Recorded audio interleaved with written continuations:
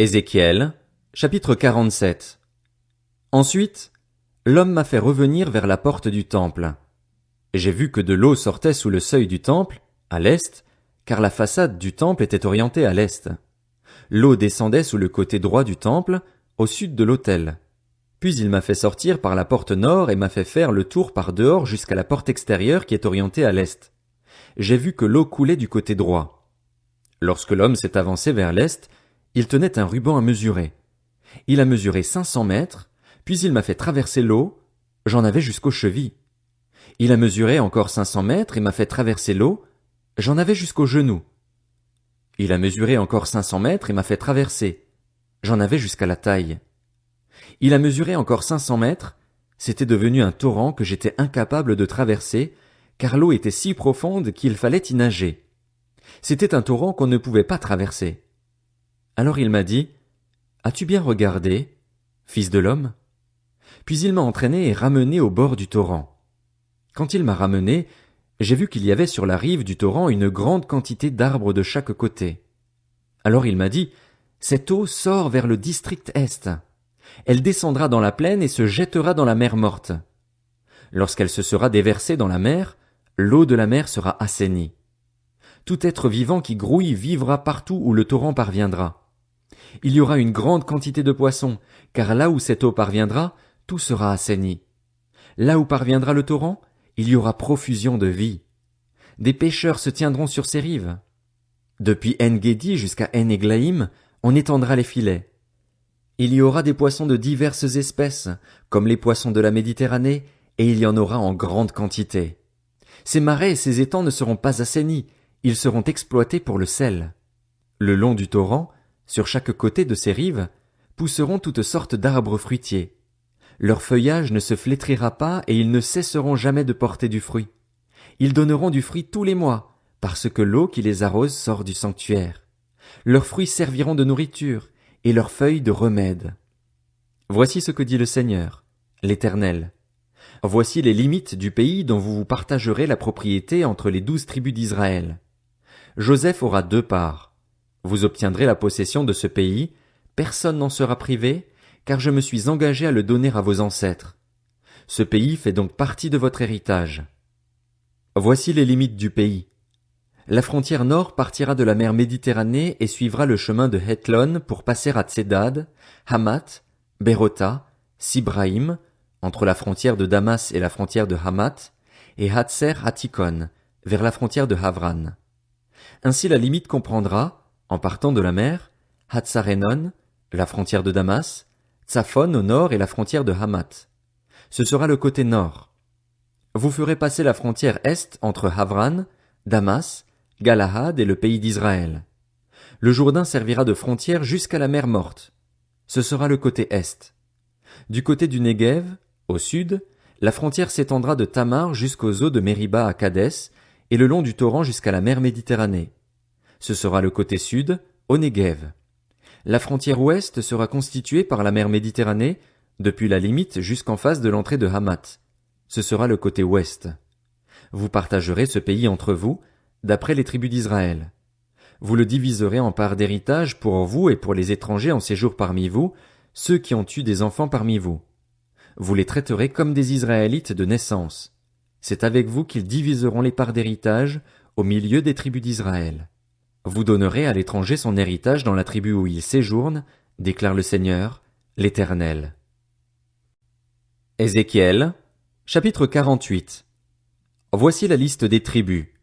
Sur le territoire qui part de l'extrémité nord, longe le chemin de Hethlon en direction de Hamath et Hatsarenon, et laisse la frontière de Damas au nord vers Hamath, d'est en ouest, il y aura une tribu, celle de Dan. Le long du territoire de Dan, d'est en ouest, il y aura une tribu, celle d'Azer. Le long du territoire d'Azer, d'est en ouest, il y aura une tribu, celle de Nephtali.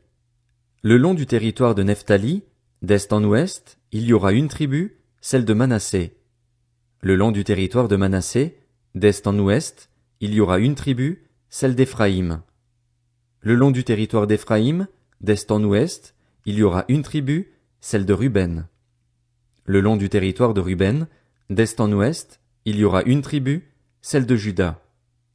Le long du territoire de Juda, d'est en ouest, se trouvera la partie que vous prélèverez à titre de contribution, large de 12 kilomètres et demi, aussi longue qu'une des parts qui va d'est en ouest, et qui aura le sanctuaire au centre. La partie que vous prélèverez pour l'Éternel aura 12 kilomètres et demi de long et 5 de large. C'est au prêtre qu'appartiendra cette partie sainte de 12 kilomètres et demi au nord, 5 de large à l'ouest, 5 de large à l'est et 12 et demi de long au sud, et le sanctuaire de l'Éternel sera au centre. Elle appartiendra aux prêtres consacrés, aux descendants de Tsadok qui ont persévéré à mon service, qui ne se sont pas égarés comme l'ont fait les Lévites lorsque les Israélites s'égaraient. Elle sera pour eux une partie très sainte, prise sur la partie du pays prélevée à titre de contribution, à côté du territoire des Lévites. Parallèlement au territoire des prêtres, les Lévites posséderont un territoire de 12 kilomètres et demi de long et 5 de large. La longueur totale sera de 12 kilomètres et demi et la largeur de 5. Ils ne pourront rien vendre de ce territoire. On n'échangera pas et ne cédera pas cette meilleure partie du pays, car elle est consacrée à l'Éternel. La zone de 2500 mètres de large sur 12 kilomètres et demi de long qui restera sera une zone profane réservée pour la ville, pour ses habitations et ses environs immédiats, et la ville sera au centre. Voici ses dimensions. Du côté nord, elle fera 2250 mètres, du côté sud 2250 mètres, du côté est 2250 mètres et du côté ouest 2250 mètres. Les environs immédiats de la ville feront 125 mètres au nord, 125 mètres au sud, 125 mètres à l'est et 125 mètres à l'ouest. Ce qui restera de la longueur, parallèlement à la partie sainte, sera une zone de 5 kilomètres à l'est et de 5 kilomètres à l'ouest. Les produits de ces zones serviront de nourriture à ceux qui travailleront pour la ville. Leur sol sera cultivé par les membres de toutes les tribus d'Israël qui travailleront pour la ville. Au total, la partie prélevée à titre de contribution fera 12 kilomètres et demi de long sur 12 kilomètres et demi de large. Vous prélèverez un carré de cette partie sainte pour qu'il soit propriété de la ville. Ce qui restera sera pour le prince, des deux côtés de la partie sainte et de la propriété de la ville, le long des 12 kilomètres et demi de la partie sainte jusqu'aux frontières est et ouest du pays, parallèlement aux autres parts. Voilà ce qui appartiendra au prince. La partie sainte et le sanctuaire du temple seront au milieu. La propriété des Lévites et la propriété de la ville seront au milieu de ce qui appartiendra au prince. La part qui appartiendra au prince se situera entre la frontière de Juda et la frontière de Benjamin. Ensuite, il y aura les autres tribus. D'est en ouest, il y aura une tribu, celle de Benjamin.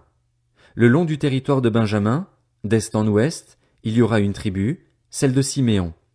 Le long du territoire de Siméon, d'est en ouest, il y aura une tribu, celle d'Issachar.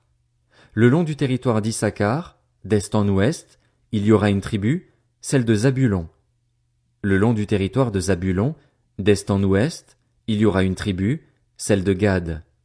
Le long du territoire de Gad, du côté du Néguev, au sud, la frontière s'étendra de Tamar jusqu'aux eaux de Mériba à Kadès, et le long du torrent jusqu'à la mer Méditerranée. Tel est le pays que vous attribuerez en héritage aux tribus d'Israël, et telles sont leurs portions, déclare le Seigneur, l'Éternel. Voici les issues de la ville. Son côté nord mesurera 2250 mètres. Les portes de la ville porteront les noms des tribus d'Israël. Il y aura 3 portes au nord, la porte de Ruben, la porte de Juda et la porte de Lévi. À l'est, il y aura 2250 mètres et 3 portes, la porte de Joseph, la porte de Benjamin et la porte de Dan. Au sud, il y aura 2250 mètres et 3 portes, la porte de Siméon, la porte d'Issachar et la porte de Zabulon. À l'ouest, il y aura 2250 mètres et leurs 3 portes, la porte de Gad, la porte d'Azer et la porte de Nephtali. Le pourtour de la ville fera 9 kilomètres et, dès ce jour, le nom de la ville sera « L'Éternel est ici ». Daniel, chapitre 1. La 3e année du règne de Joachim sur Juda, Nebuchadnezzar, le roi de Babylone, marcha contre Jérusalem et en fit le siège. Le Seigneur livra entre ses mains Joachim, le roi de Juda, et une partie des ustensiles de la maison de Dieu. Nebuchadnezzar emporta les ustensiles dans le pays de Shinéar, dans le temple de son Dieu. Il les mit dans la maison du trésor de son Dieu. Le roi donna l'ordre à Ashpenaz, le responsable de ses eunuques, de faire venir quelques Israélites de sang royal ou de famille noble.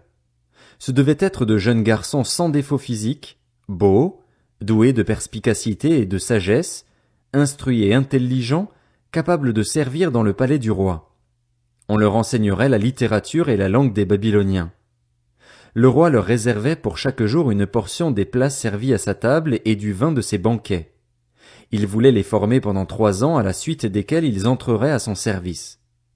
Il y avait parmi eux des Judéens, Daniel, Hanania, Mishaël et Azaria. Le chef des eunuques leur donna des noms. À Daniel celui de Belchatsar, à Hanania celui de Shadrach, à Mishaël celui de Méshach, et à Azaria celui d'Abed-Négo. Daniel prit la ferme décision de ne pas se souiller en consommant les plats servis à la table du roi et le vin de ses banquets. Il demanda alors au chef des eunuques de ne pas l'obliger à se souiller. Dieu gagna à Daniel la bienveillance et la compassion du chef des eunuques. Ce dernier dit à Daniel, « Je redoute mon seigneur le roi. C'est lui qui a fixé ce que vous devez manger et boire. Pourquoi devrait-il vous voir arborer une moins bonne mine que les jeunes gens de votre âge? À cause de vous, je risquerais ma tête auprès du roi. » Daniel dit alors à l'intendant auquel le chef des eunuques avait confié la responsabilité de lui-même, Hanania, Mishaël et Azaria, « Fais donc un essai avec tes serviteurs pendant 10 jours, qu'on nous donne des légumes à manger et de l'eau à boire. On examinera ensuite devant toi notre apparence et celle des jeunes gens qui mangent les plats servis à la table du roi. Puis, agis avec nous, tes serviteurs, en fonction de ce que tu auras constaté. » Il leur accorda ce qu'ils demandaient et fit un essai avec eux pendant 10 jours. Au bout de 10 jours, ils avaient meilleure apparence et avaient pris plus de poids que tous les jeunes gens qui mangeaient les plats servis à la table du roi. L'intendant retirait donc les plats et le vin qui leur étaient destinés, et il leur donnait des légumes à la place. Dieu accorda à ces 4 jeunes gens de la connaissance et de la perspicacité dans tout ce qui concernait la littérature et la sagesse. De plus, Daniel était capable d'expliquer toutes les visions et tous les rêves. Au moment fixé par le roi pour qu'on les lui amène, le chef des eunuques les présenta à Nebuchadnezzar. Le roi discuta avec eux et, parmi tous ces jeunes gens, il n'en trouva aucun comme Daniel, Hanania, Mishaël et Azaria. Ils furent donc admis au service du roi. Sur tous les sujets qui réclamaient de la sagesse et de l'intelligence et sur lesquels il les interrogeait, le roi les trouvait 10 fois supérieurs à tous les magiciens et astrologues présents dans tout son royaume. Telle fut la situation de Daniel jusqu'à la première année de règne de Cyrus.